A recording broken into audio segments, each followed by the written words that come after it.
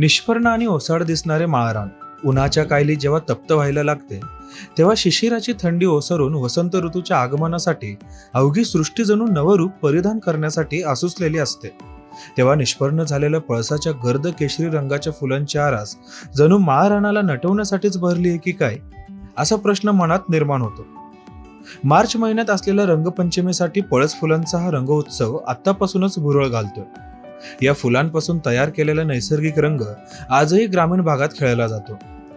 नांदेडच्या किनवट, माहूर, कंधार, मुखेड या तालुक्यातील बहुतांश गावे डोंगराळ भागात वसली आहेत.